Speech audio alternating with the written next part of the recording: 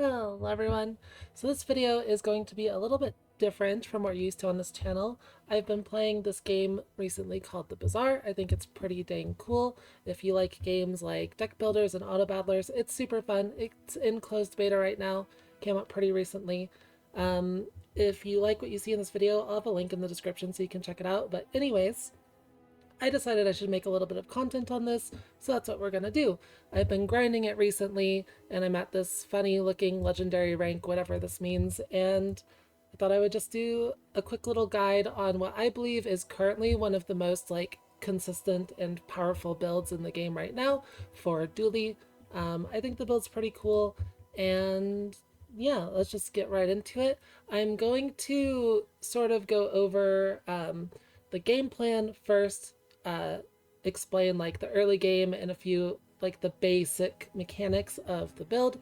I'm going to go over what you want to get from monsters. I'm going to show a few cool clips from some ranked games that I've, been grinding with this build.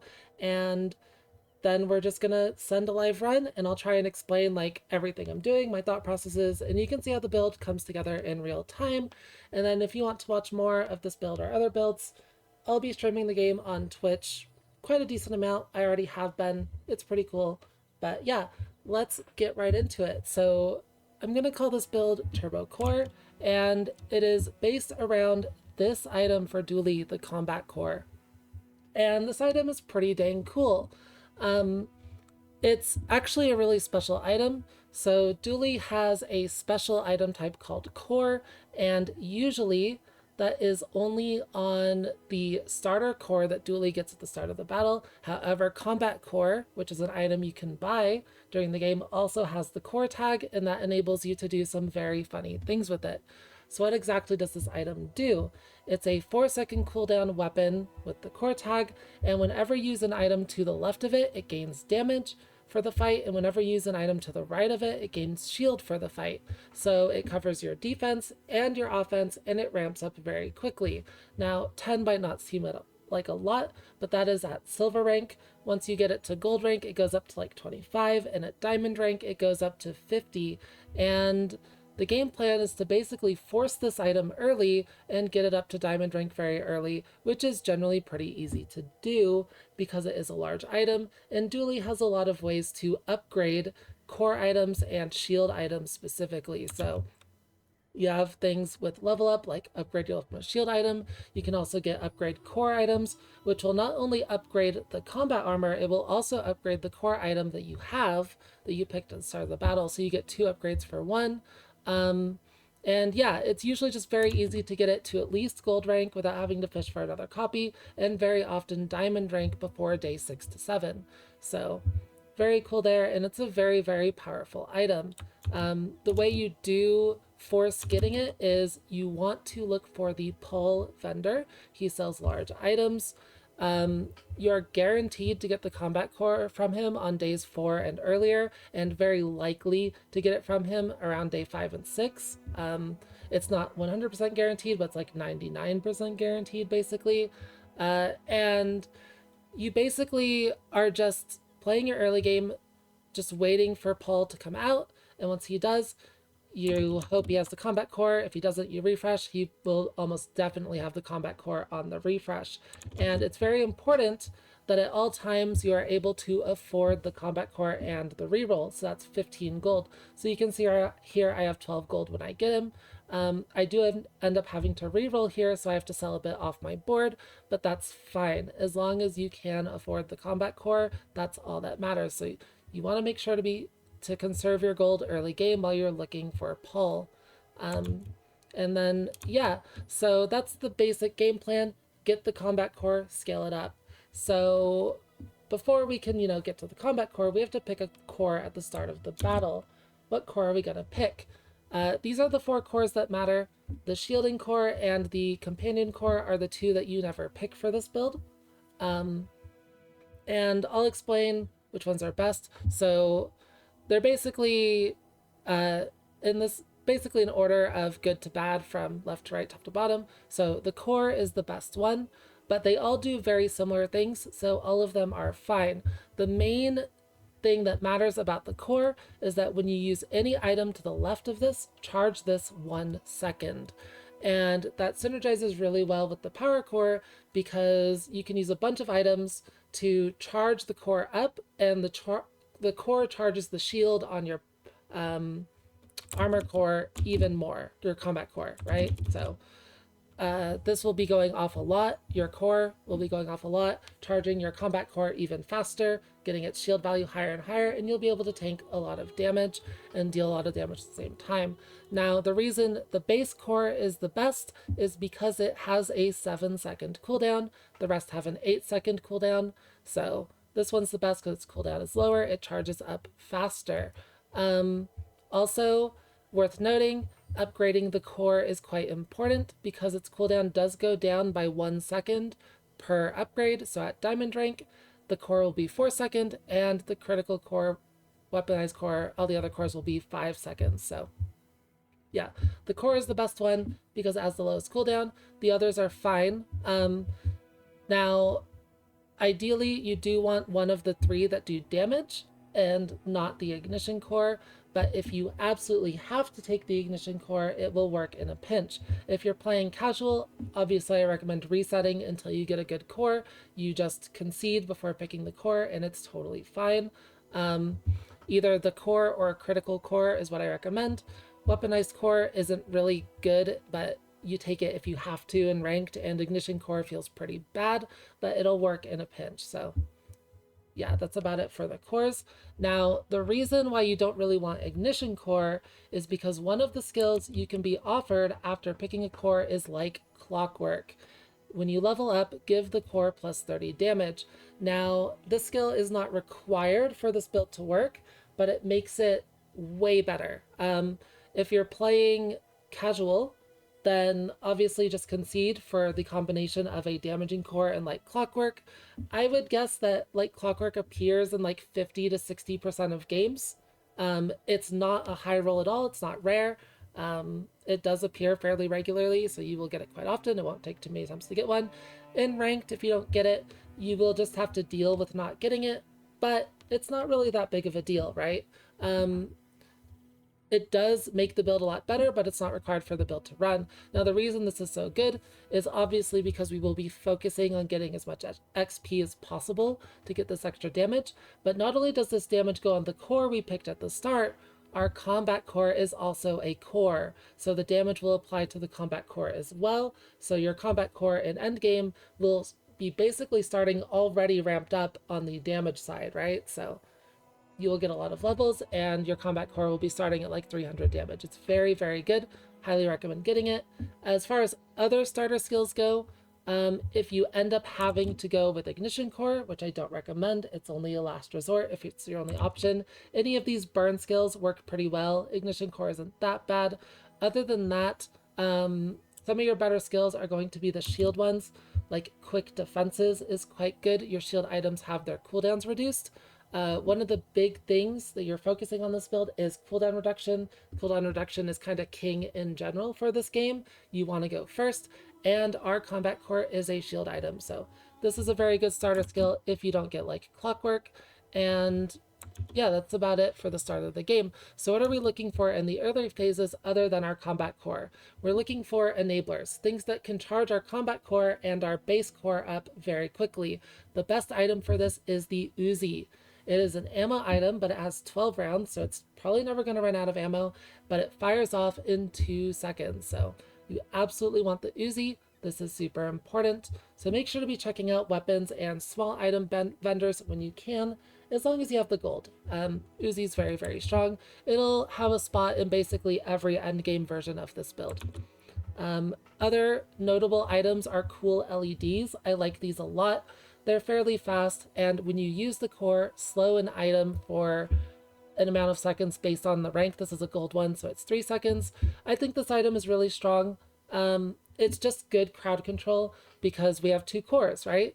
And because we have 2 cores, these slows are firing off quite regularly. They also interact very well with certain skills like freeze when you slow an enemy. So they're just really good. Crowd control is really strong in this game. Slowing items is really strong in this game. and I highly recommend picking these up when you can fairly early in the game. They won't be in most end game versions of the build, but they'll absolutely have a place in mid game.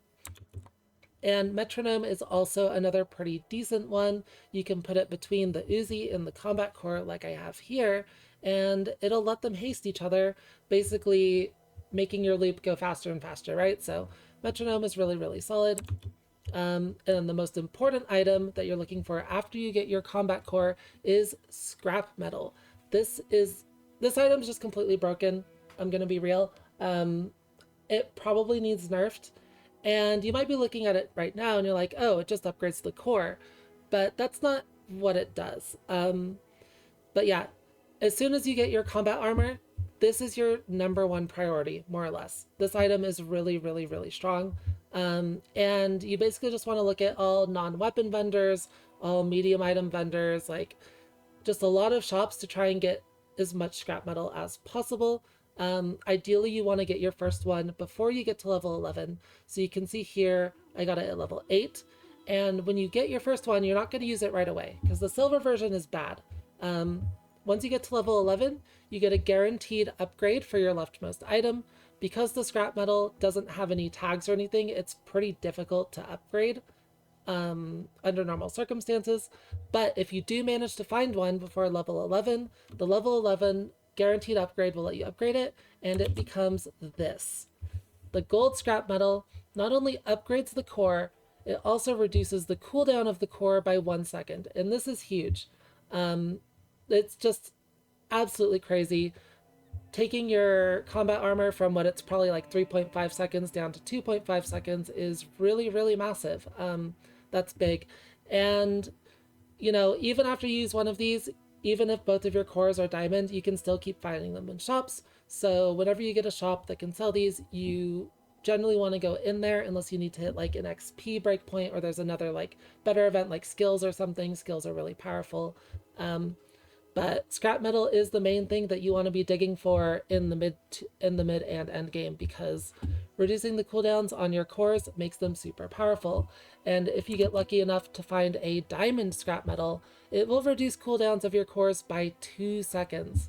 So that's absolutely wild. On your craziest, most high roll runs, you will end up with a combat core with a time of 1 second, which is the lowest an item can go. 1 second is the minimum, and even a base core with a time of 1 second. So it's really good. This is a critical core. On the really high roll ones, the critical core does end up being better than the normal core because the cooldown time is the same if it's 1 second. But for your average run, the core is the better one. But yeah, on a really good run, you can get these cooldowns super low. But even if you don't get a scrap metal to lower their cooldowns at all during the run, you can absolutely still win 10 wins with this build right now. It'll just be a little bit weaker, but there's a lot of things you can do to make it quite strong. And yeah, other than that, other than the scrap metals, you're basically just looking for skills that synergize really well with the build or certain other items like fiber optics. There's a lot of little things that can like change up the build every once in a while. Like Coolant Link is obviously really, really good. It's basically going to permafreeze, not permafreeze, but it'll freeze your enemy's entire board for probably like the first 6 seconds or so. And if you have low cooldowns, it's going to go off really fast when the core charges up over and over again. So Coolant Leak is very good. There's a number of other skills like things that give haste, give burn, give slow, scale your damage off your shields, scale your shields off your damage. There's a lot of really intricate like combo things you can get. The build is very versatile. Even if you don't high roll, it's very strong, but there's a lot of versatility, a lot of freedom into making the build special every single time you play it. It's usually never going to be exactly the same because you can find a lot of different little combo pieces depending on how lucky or unlucky you are. There's Pierre Conditioner, there's Atomic Clock, there's Fiber Optics, there's Charging Station. There's all these, you know, really cool endgame items and skills that kind of make the build different every time. There's First Aiden with like a freeze or a burn enchant. Lots of really cool things. So the build is pretty robust and doesn't really feel too samey, so it's pretty fun to grind out. And it can be pretty rewarding to put together your own special like core machine. So it's pretty cool. And this is basically just the final build for the screenshots I was showing. It ended up with like an icy metronome and a PR conditioner, which is pretty dang high roll with the 1 second cooldowns. This is an absolute high roll version of the build, but I'll have some clips for less high roll versions as well that we can look through to just show like how strong it is kind of in general. So let's sort of go through those. This is a early like mid game battle where we just got a gold core, just upgraded to the core. That was like clockwork, and it's day 6 against a, you know, pretty decently stacked ammo Vanessa build for this day. And you can see that they get some damage out, but when we start ramping up, yeah, they just kind of die. And that's how strong like clockwork is. You kind of blink and you miss it because the items just go off so dang fast, right? The Uzi is super fast, and the charge on the critical core is very, very, very good. So build ends up being quite fast. It's very nice. And then another clip. This one is for the final day against a pig build with Fort. Fort is really annoying against this build, but it still ends up, you know, ramping up and doing good damage. But this is like whatever. Is it just to show off like the build will still run even with an item like Fort, which increases enemy cooldowns, but it'll just be a bit weaker. It'll be a bit slower. But usually a pig build with Fort isn't fast, but this is one of the big counters to the build. If you get a lot of that cooldown recovery though, that'll really help against Fort. Like 3 seconds is much better than 5 seconds. This is a version of the build with Atomic Clock. Atomic Clock is a super strong control item. It increases enemy cooldown, so it makes it so that after their items all fire off once, they're basically not going to be able to go again. And it has a cast time of 1 second default. You don't have to lower its cooldown at all, and it's 1 second. So it's going to be charging up your cores very, very quickly on its own. However, it is an ammo item, so you're going to need something to either refill its ammo, or you're going to need to like 6 or 7 ammo plus on it really to make it good. If you don't have a way to restore its ammo, there are a few ways to get ammo restoration in the game. I think Atomic Clock is super fun to play with if you can enable it. However, it's a lot harder to get ammo on it now because they nerfed the loot items from leveling up. Gunpowder and snowflakes are much more rare than they used to be, so yeah, it's much harder to enable Atomic Clock than it used to be, but it is pretty cool. You can see here the knives are going to go off, but after they go off like 2 times, the cooldown, it basically just doesn't recover. And their other items were frozen from various freeze things like Initial Chill or Desperate Freeze or whatever, so they end up dying pretty quickly after that, and their combo doesn't really get to go off. Then we have this one against a pig player, and this is a very high roll, like kind of sustained build for day 9. This silk is absolutely massive, giving 1700 shield, but you can see that our combat armor is already ramped up into the thousands as well. So we are not only out sustaining the pig, out shielding them, we're doing a lot of damage, and their Crusher Claw can't get through us. So very, very good.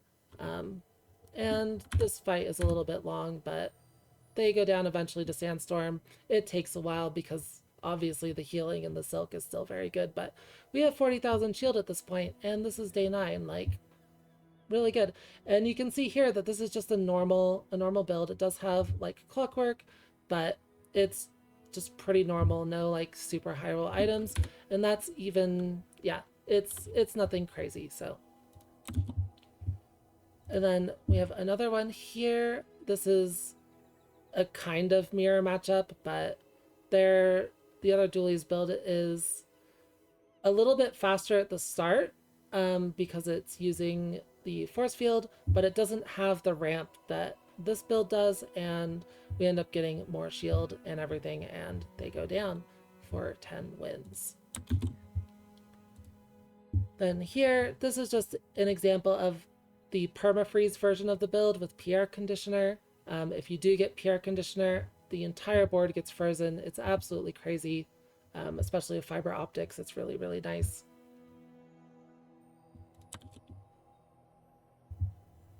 And here's just another Pierre Conditioner one. This one, the enemy has fort again, which is really annoying, and this yo-yo is pretty toxic, but if you do have freeze, you can beat out builds like this with the yo-yos and the forts even, so that's pretty nice. Because these builds can be pretty rough. Oh, this clip actually dies. I believe I still ended up winning this run. We have a lot of HP. If they didn't have the fort there, we would win. Of course, the fort is pretty toxic and it does counters pretty badly. If you do end up getting a lot of cooldown reduction though, it's very nice. If a lot of people start playing fort, this build will fall off a little bit, but I don't see it happening too often as of now. And it's still possible to beat them as well if you high roll. And here, this build is a little bit different. It has a like burn loop with first aid in, which is pretty cool. We don't have the loop yet, but it has a lot of haste. And this one does not have like clockwork, so that you can see that the combat core and the base core are doing a lot less damage, but we do get enough shield even through that to just barely out sustain this decently built Vanessa. So, but this is a fairly low roll run overall. This one felt pretty bad when I was playing it, but it still manages to be competitive in the late days. And yeah, that's about it for the clips.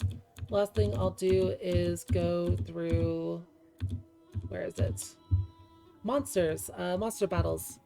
All the important loot items that you can get from monster battles, and then we'll do a live run, and I'll try and explain everything about the build while I'm doing that, and hopefully we get 10 wins. So I'm just going to go through the ones that I think are relevant for the monster fights, the ones I think have a relevant item. And we have this cool cheat sheet by Driz from Reddit, so shout out to them. But yeah, first up we have the Awakened District. This is a pretty late game monster. It generally gives a lot of gold. The main thing that's important here is this trickle down economic skill.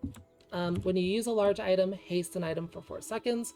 If you don't have another haste activator, this can be very good because your combat core is a large item, so this will haste basically everything on your board, usually, except for the combat core itself. No, I think even it can target itself. It's not another item. So yeah, this is a really good skill if you happen to get it.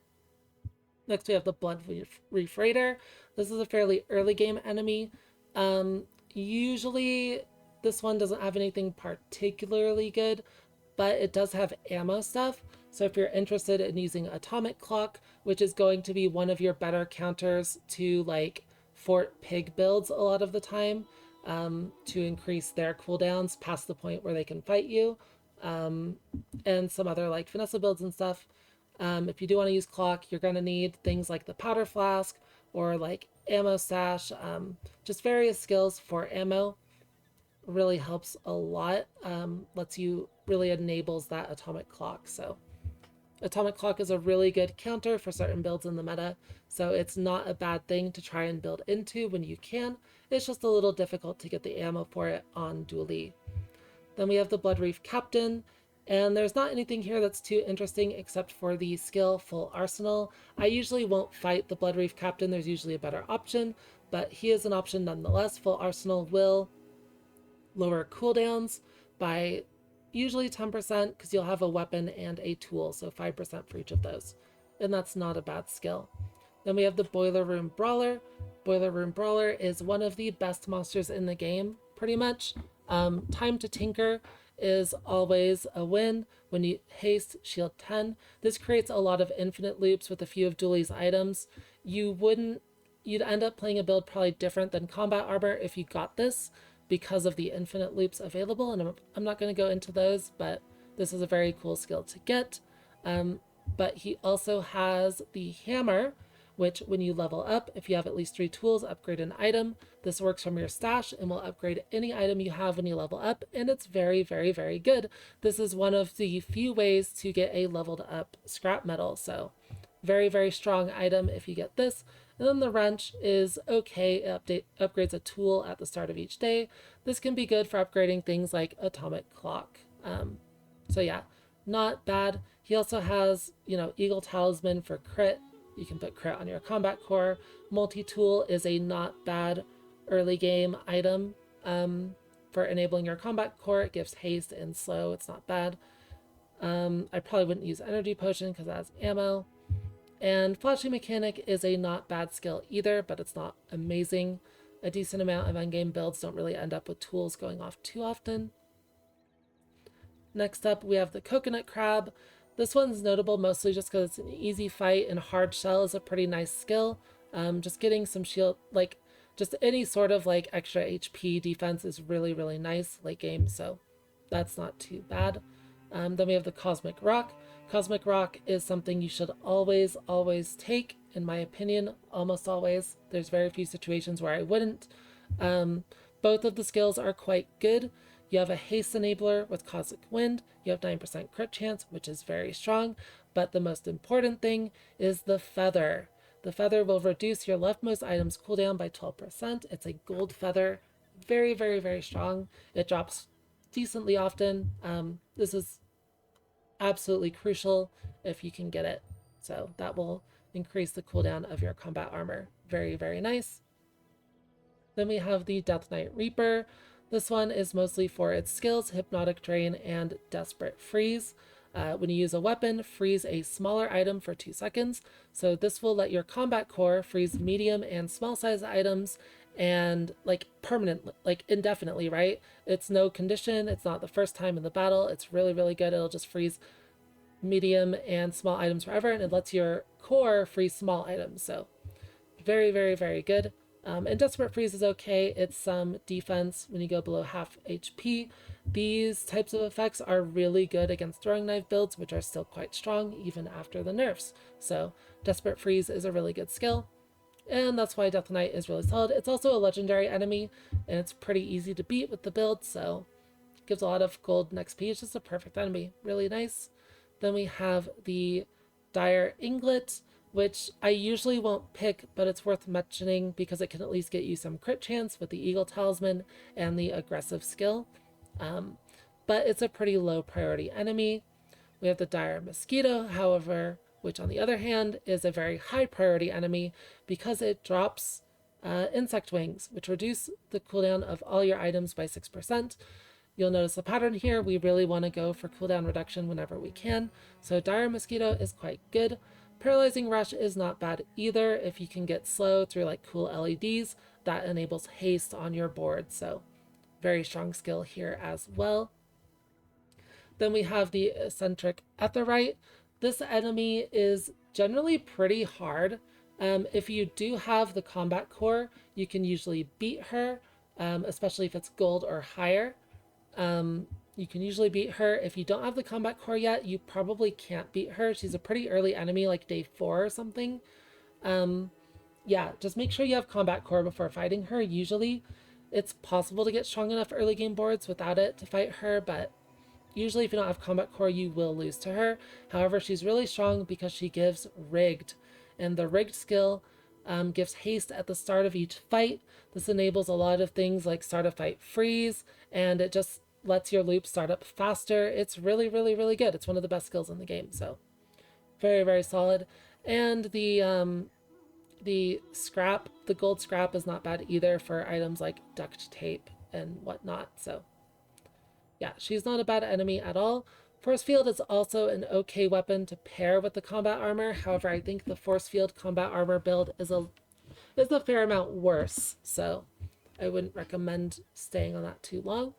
Then we have the Elite Duelist. Elite Duelist is always basically an auto pick for any weapon build because of the big ego skill that gives weapons lifesteal. One of the big weaknesses of this build is that without an enchantment or a skill, the healing is generally very weak, which means you're susceptible to poison if you happen to have low DPS. Many variations get high enough damage to just kill enemies before the poison can stack up, but against good poison builds, and I think Pufferfish will be quite meta shortly, the lifesteal is pretty invaluable a lot of the time. It really helps, so it's just very good in general against burst aggro builds, just really strong. He can also drop the powder flask, which we already talked about, so very, very good. Next up, we have the 4-man. He's pretty low priority, but coming early in the game, he drops a lot of early items that can help your early boards. Chris Army Knife is generally an inclusion for most of the early and mid games, only dropping late game and sometimes not even then. Cog is decent if you have nothing better. Power Sander is okay if you have nothing better. Like, most of the items here are pretty decent. Actually, they're all good, because even if you get one of the large items, they're gold, which means they sell for 12 gold. Foreman's really solid reward-wise, so I do like Foreman. Then we have Frost Street Champion. If you're lower DPS, this fight might be a little too hard. Iceberg definitely counters our build if we don't have Radiant. And if we start seeing more icebergs in the meta, that might be kind of rough. But with the overall nerf to the rarity of freeze items, they're quite rare now. It's pretty hard to get iceberg. So it shouldn't be too common on your opponents. But the Frost Street Champion does have it.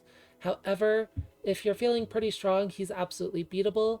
And he drops the Snowflake. Snowflake is really good if you happen to get any sort of freeze enchant or PR conditioner or anything like that. Snowflake is going to make them extra effective. So very, very, very strong. Just make sure that you no, I guess even picking up Blizzard is decent, depending on your build, because it freezes all non-weapon items for 2 seconds at the start of battle, which is pretty good because most of our activators, you know, our core, our Uzi, and our other core, they're all weapons, so Blizzard is pretty solid as well. And Invigorating Cold isn't too terrible either because it does give a large haste if you have an early freeze, so yeah. Frost Street Champion's pretty solid. It can just be a little bit scary because Iceberg is dangerous. Once again, we have another Mosquito. Same thing. It drops wings. They're OP. This one also has Rush, which hastes at the start of the fight. That is also OP. Then we have the Gorgon Noble. Nothing here matters too much, but she's still a decent enemy because Petrifying Gaze, I probably don't need to explain it. It's completely broken. It did get heavily nerfed. Now it only freezes for 1 second. But it's still good because it disrupts enemy combos before they can kill you. So this is a very nice thing to have. She also drops XP in the Vial of Blood and Clockwork Blades, which reduce cooldowns. So she has a few things that are pretty good. Paralytic Poison is also decent as long as you find a way to get poison into your build. Then we have the Rocket Trooper, which has flashy reload. When you corrupt an item, reload. This is once again good for Atomic Clock. All the reload stuff will be. Heavy Weaponry, increasing the damage of your large weapons, is really good if you don't get like Clockwork. And he also has a Gunpowder for extra ammo and Eagle Talisman for crit chance. So there's a number of good things here. Infernal is pretty good mostly because most of these items sell for a good amount of gold, and Tracer Fire is a good skill. If you can fit burn anywhere in the build, you can basically activate crit chance by scaling it up very fast. Then we have Infernal Envoy. He has a skill that lowers cooldowns of your left and right items. Not much else to say. It lowers cooldowns. For the early game enemy, we have the Kyver Drone. Kyver Drone will probably be the best one because it drops the Insect Wing and the Talisman, both good items. And you can beat it with just a core on board, which is really nice. All you need is a core, nothing else, and Kyver Drone loses, so it's pretty good for Dooley. It can be difficult on some other classes to beat Kyver Drone, but any core will take him out. So then we have Lord Arkin. Lord Arkin is pretty cool. Diamond Heavy Weaponry is really nice for the combat core. Unwavering is absolutely fantastic, just shielding a ton. That's about it. Also, thrusters can be pretty good at a high rank because they reduce cooldown of adjacent items. Lord of the Wastes is always decent. You know, he has crit chance, he has heavy weaponry, and the Genie Lamp, all good things. Master Alchemist has Retool, which reloads when you use a tool. Once again, that's good for Atomic Clock if you want to go that route. Mod Squad just has a lot of pretty decent stuff in general. First Aiden is always good. Chris Army Knife is good. All of these small friends are pretty decent for early activators for your setup, and these cryptos sell for a lot of money, so pretty decent. Then we have Printing Duelist, which is once again more ammo stuff. Everything here is for ammo, so that's basically an atomic clock angle. We have Pyro. Pyro you can beat with nothing on board, and Lighter is super strong. It is a fast activating tool, which is very nice. And then we have Radiant Corsair. If you have like a gold or diamond armor, Radiant Corsair will get outscaled like every single time. He doesn't do much DPS, and Fiery Rebirth is incredibly strong. It shouldn't really need to be said how strong a, cheat death, a full revive is, right? The skill just full revives you. It's basically a failsafe. It's really hard to lose if you have Fiery Rebirth, and it covers our weaknesses in cleansing poison, so pretty strong. Then we have the Sabertooth. I like Sabertooth a lot. Diamond Fangs is one of the best skills in the game. It's just kind of hard to activate, but if you get like a Diamond Uzi, having its cooldown reduced by 30% with Diamond Fangs, yeah, that's legit. It's really nice. Then we have the Scout Trooper. Scout Trooper drops in Uzi, which if you can't get an Uzi earlier, that would be great to get. It also has ammo and crit stuff once again. So then we have the Shock Trooper, which has Tracer Fire. That's really the only thing notable. The rest is just kind of like, yeah, who really cares? Decent money, but Tracer Fire is the main thing here. Then we have Thug. I always pick Thug because Bonk is completely busted. Increasing enemies' cooldowns is the strongest defensive mechanic in the game, other than Freeze. And sometimes it's even better than Freeze if you're too slow. So Bonk is super good. I definitely recommend picking Thug most of the time. And he also has some other decent things, most notably the Thieves Guild medallion, which will get you a lot of money. So yeah, not bad. Then we have the Trash Titan.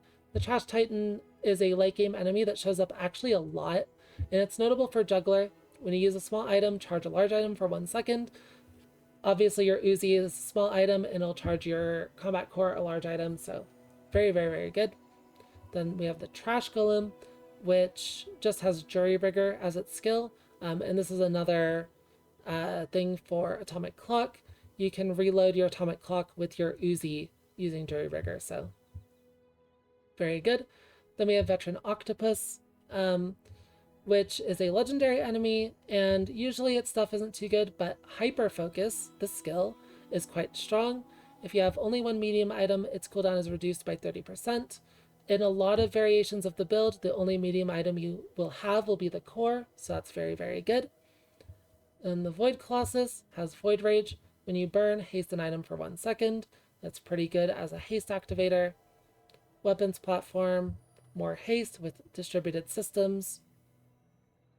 And then Wandering Shoal.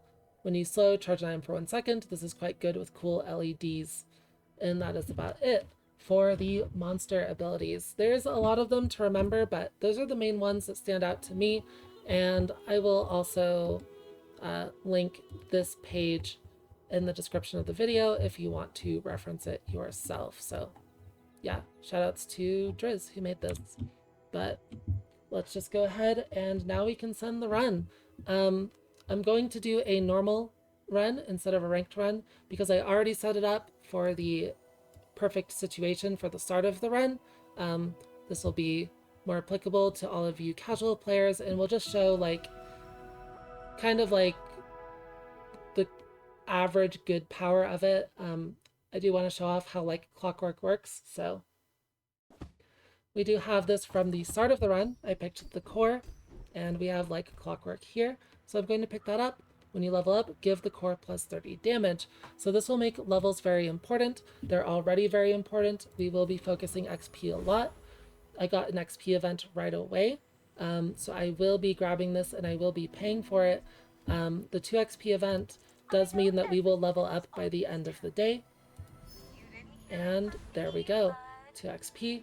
Now you can beat Pyro with nothing on board. You can also beat Banana Bowl with nothing on board, but since Pyro has the lighter, I will be taking Pyro, and we just sort of have to wait this out. This will die to the sandstorm. It does take a while, but it is winnable, so whatever you do, if you have a board like this, do not pick Viper.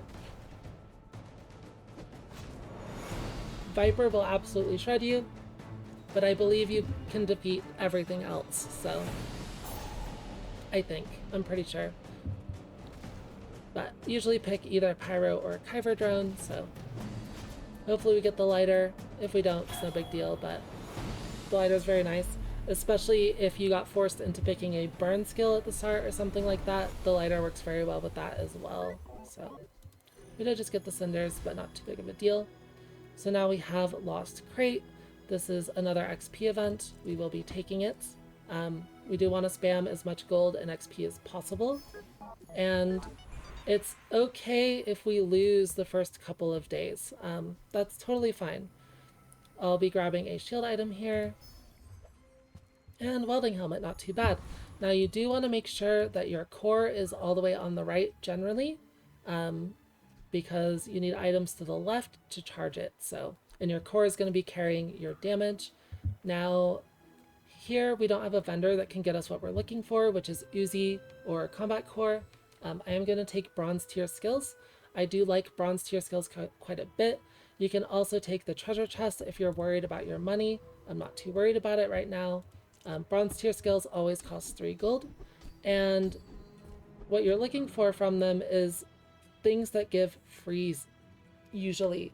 Bronze skills are usually pretty bad outside of ones that freeze things, so we are going to take quick freeze.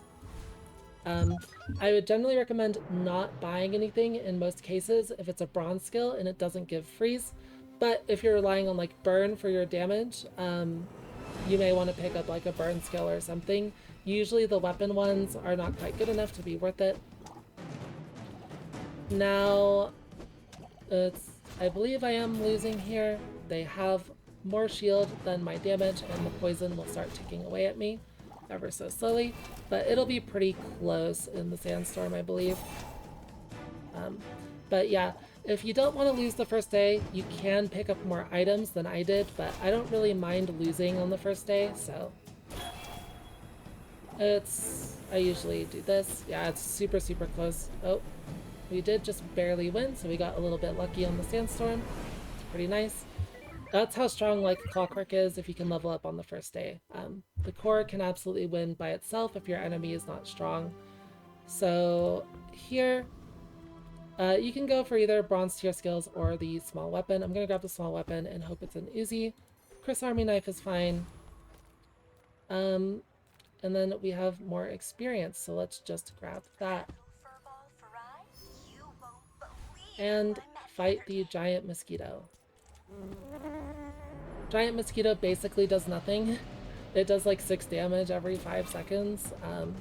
You can beat this with just the core basically, so it's a good enemy to get. And the drops are very good. Rush is obviously the nuts. Hasting at the start of the fight is super, super good to get your loop going faster, and Insect Wing, also a good drop. The others don't really matter. You just end up selling them, so. But look, we didn't even have to go to the sandstorm. That's pretty nice.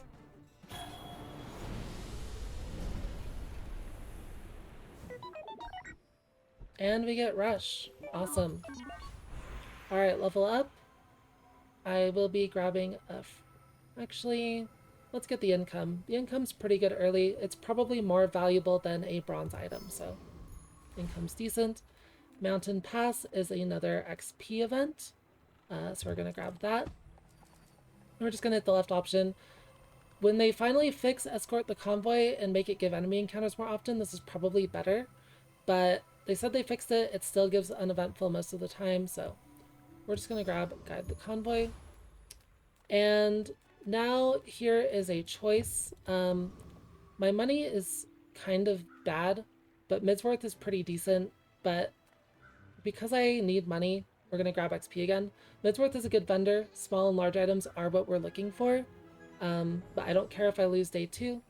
And I just kind of want the extra XP and gold right now. Because even if I get the combat core, it's kind of hard to afford at the moment. So. But after this day, that will no longer be an issue. And once again, another opponent that's not doing much. Sometimes this happens, sometimes it doesn't. But this build can win on like day 14, 15, absolutely. So even losing the first like 4 to 5 days is usually perfectly fine. It's not really a big deal. But with like clockwork, the core does a lot of damage. It's really solid.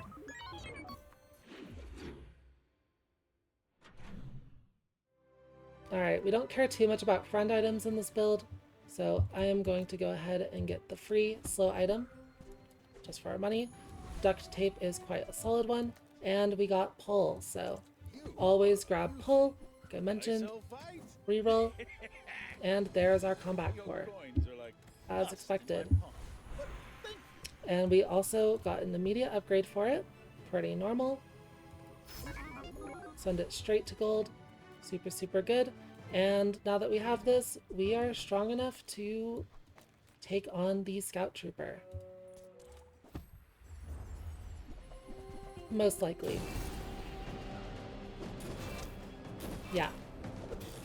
And you can see already that the shield is ramping up quite quickly. And this early in the game, this is a really, really high amount of shield, right? So it's day 3 and we're basically doubling our HP and shield already, so very, very strong.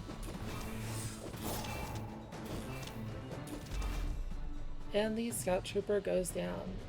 Now the Uzi would be the best drop for us here, so we don't have to find our own. Laser pistol is okay for now as something to fill the board with. Alright, so let's look at small items. We already have our combat course, we don't need to worry about money too much from now on. We're basically looking for items to kind of fill out our build. GPU is not too bad of an item. Has a pretty low cooldown time. And overall, I wouldn't recommend upgrading too many things. I will take the duct tape upgrade because it's pretty decent. And we're also just going to take the power sander. Diamonds come in small boxes. As, you know, just a little item to fill out our board. You do want mostly small items here early on to, you know, charge the core faster, so that's good. Alright, we're out of money, so once again, Mountain Pass, grab the golden XP. Unfortunately, we are 1 short from getting our upgrade, but that's fine. And I'm just going to send this over here so we do get a bit of damage scaling on the core.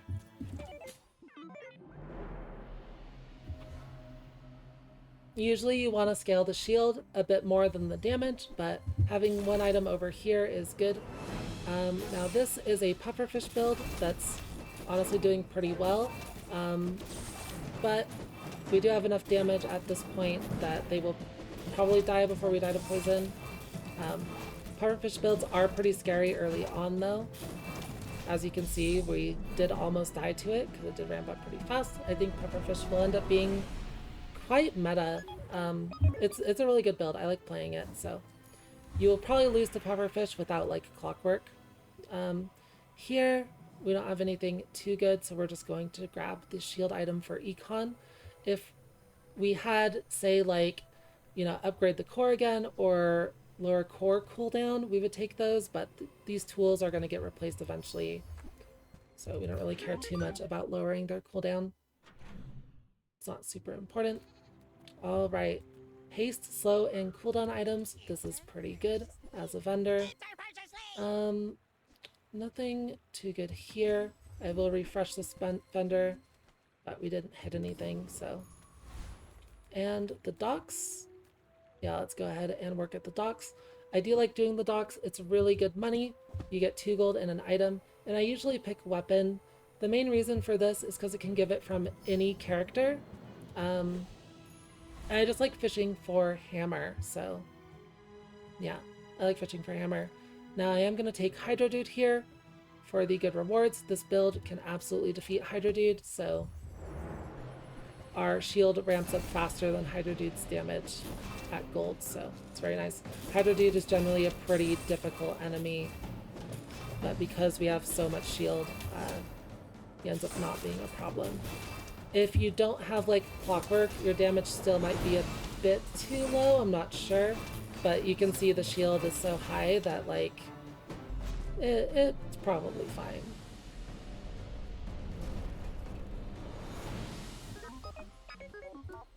And we got a coconut, pretty bad. So yeah, there's no reason to take Paul here because we're not looking for large items anymore. The only thing that does anything here is snack time, really. We're not going to pay money for chocolate, so just grab the extra HP. It's never bad. And we don't have an upgrade or anything here, so just grab the XP. Usually you'll probably be grabbing XP from those. Alright, just gonna look at skills. The main thing we're looking for right now is going to be scrap armor, or scrap metal and Uzi. So if you don't have a vendor that can get you those, then just look at skills. Buddy system is pretty dang good. Most builds will end up only having one friend, and yeah, it's cooldown reduction, so let's go ahead and take that. And into our day 4 battle. Go ahead, underestimate me. It makes this more fun.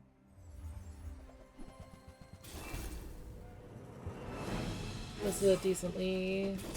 Vanessa's okay, but yeah, she's Bring her about! I've got another going to get a little bit destroyed.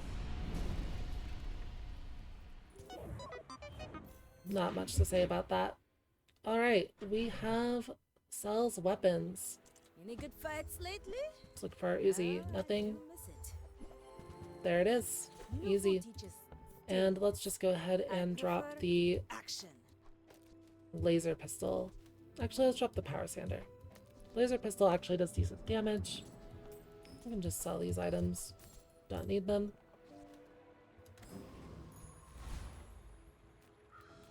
And yeah, these are all pretty bad. We only have temporary boost and shield. But like I said before, we don't need large items anymore, so Paul is useless. Just hit relax. And Sabretooth. So this here is a pretty hard decision. You can go whichever one you like. Mod Squad is pretty good because it's extra experience, it's the harder fight, but Sabretooth has the high roll skill. If you do get lucky and get Diamond Fangs, Sabretooth is really nice. So I generally like to pick Sabretooth. And Sabretooth also has good money if you get any of these middle diamond items, so we will do that.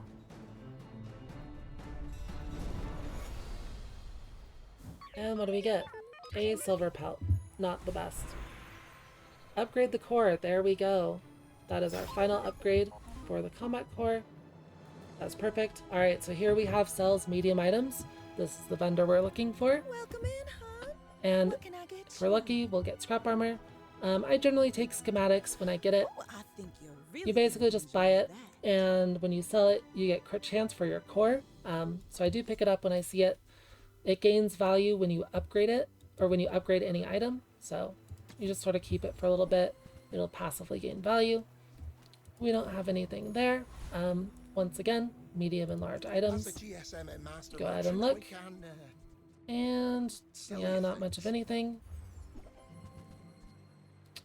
And once again, nothing. Am I even a master merchant? But that's gonna happen. You gotta hit the vendors as many times as you can to try and get that scrap metal. Ideally, you get it before you hit level 11, so. But you won't always get it, and that's kind of expected. This looks like a burn Dooley build. We do counter burn pretty hard.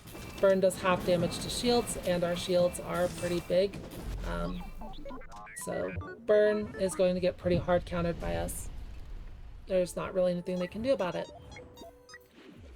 And you could see we had like 200 stacks of burn already, but it wasn't really doing much. Alright, we have weapons and small tool. We don't care about either of those, so we just buy XP. Always get the 2. But here we have non-weapon items. This vendor can also sell the scrap metal. None of this is scrap metal. Alright, we did get an upgrade, which will increase the value of our schematics. And we can also get a crypto. Crypto is just a good econ item. Every hour, its value goes to a random range, so it will end up at a higher value than what we bought it for. None of these really matter, so let's just grab the we can lower tool cooldown now that we have Chris Army Knife. And duct tape, these might be in the final build. We have mosquito here. Mosquitoes are always good. Make sure you pick mosquitoes. We gotta get as many of those insect wings as possible. You can see right now our cooldowns are pretty long.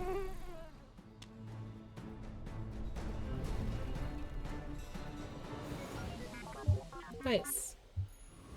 And since we have our 3 main items, we can just go ahead and use the insect wing right away. To lower the cooldown of everything. Small non-weapon item. Yeah, we'll take Goldie. Goldie won't usually have anything, but fiber optics is very strong if that shows up, and so is soldering gun. Soldering gun is an item I love. I believe it's bugged right now because it's super cheap as well. Its price is like messed up. But yeah. No fiber optics, but soldering gun's very good. You put it next to your Chris Army Knife, and it will multicast 3 times, so really, really good item there. It also enables burn. Next up, we have docks. Just grab a weapon. Armadillo. And we are quickly closing in on level 11. This looks like a okay Vanessa build. They have a decent amount of damage, but it's nowhere near enough damage to take out our massive HP bar. Dooley does get pretty tanky, especially when you're focusing XP as much as we have been, right?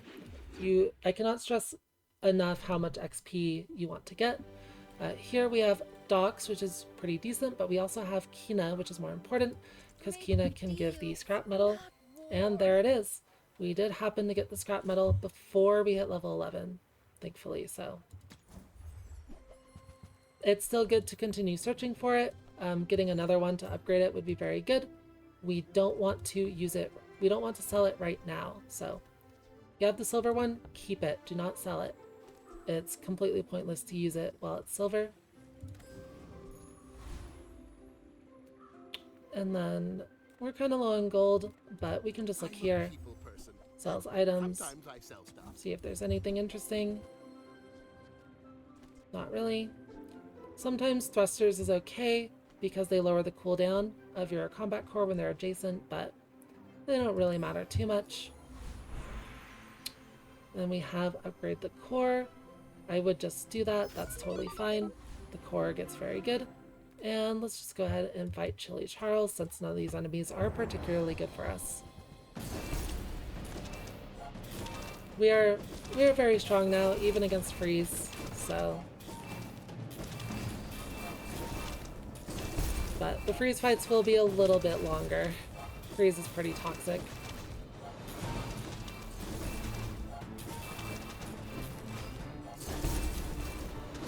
You can see that we're getting so few hits in that our shield is already at almost 4,000, so.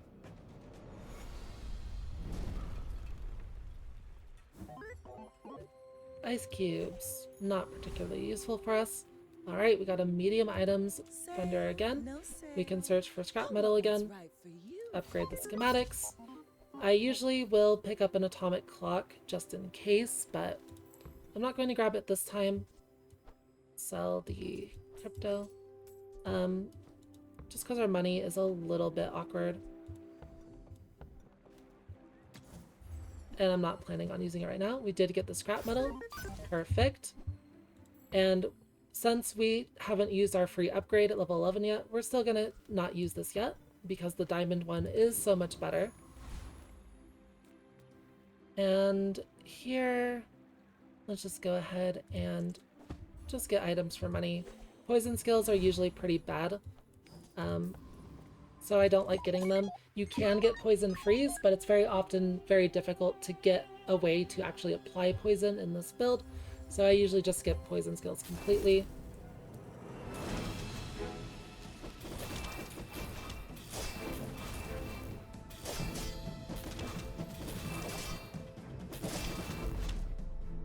And there she goes.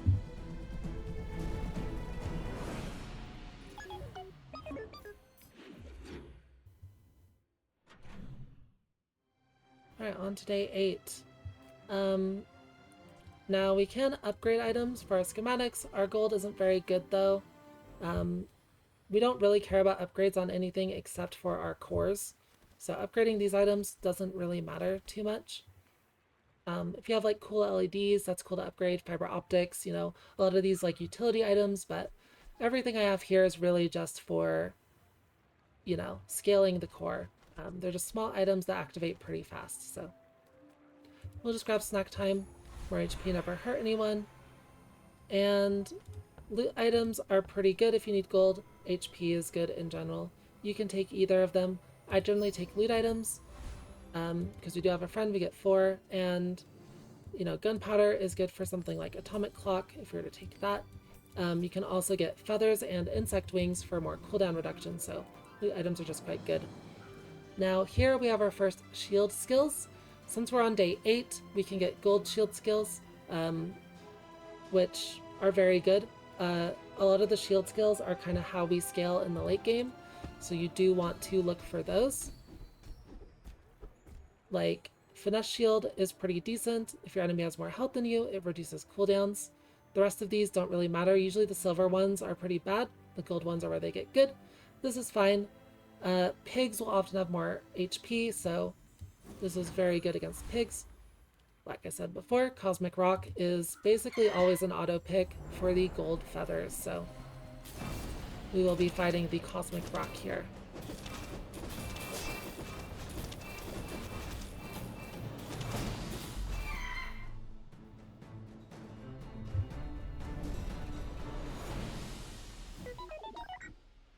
And we did get the Cosmic Wind skill. We don't currently have any way to scale crit, so this is basically useless right now.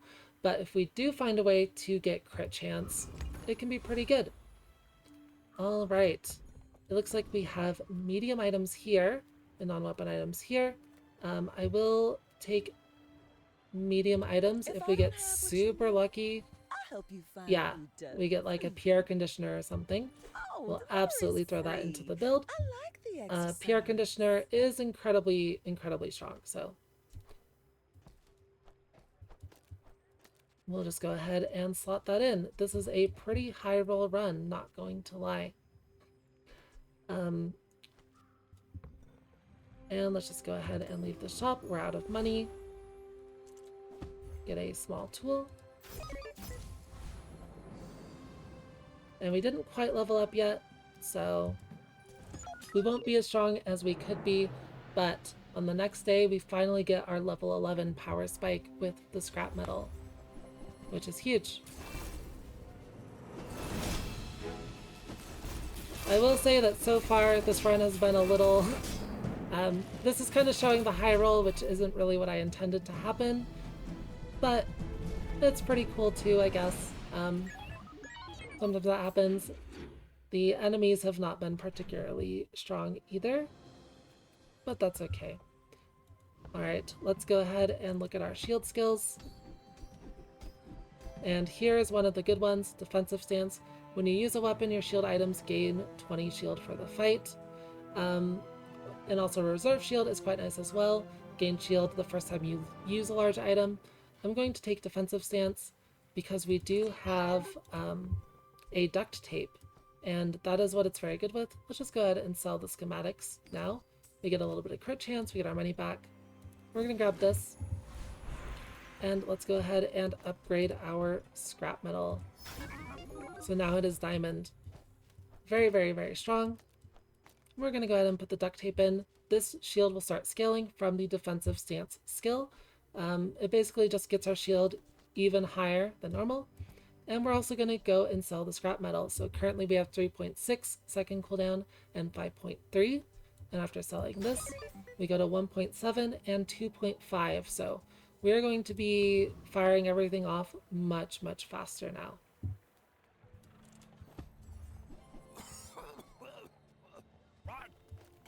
Back to business. We're just going to look here. The main small item we would be looking for at this point would be fiber optics. Fiber optics is quite good, but we don't really need it either. Alright, we got elite duelist. Where knowledge Can definitely go fight him. for the chance at big ego. But you can see how much faster our combat core is now, and the core is charging up basically immediately. I yield to your skill. And our damage is high enough that with this setup, I don't really feel like I need anything to the left of combat core. They get lifesteal, that's very cool. But if you do feel like you need more damage, just make sure to have something to the left so the damage does scale eventually. Usually I will keep the Uzi on the right though. You do want to get the shield up faster than the damage. You need to make sure to ramp the shield so that you don't die immediately. But other than that, you can put whatever you want on the left. It's usually fine. So, alright, none of these really matter. Let's just go to the poison item shop and see if anything cool is in there. These usually have like enchanted items. Nothing that upgrades from what we have. Our build is basically complete at this point. We can make it better if we get like another scrap metal or something, but or you know, an upgrade to the PR conditioner. But there's not really much that needs to be done. The nice thing about PR conditioner is it freezes an item whenever you use the core, and both of these are cores and they're going off very fast, so. The pig already died once in Fiery Rebirth procced, and you can see that the board is just very, very, very frozen, even with the 1 second freezes from PR conditioner, so.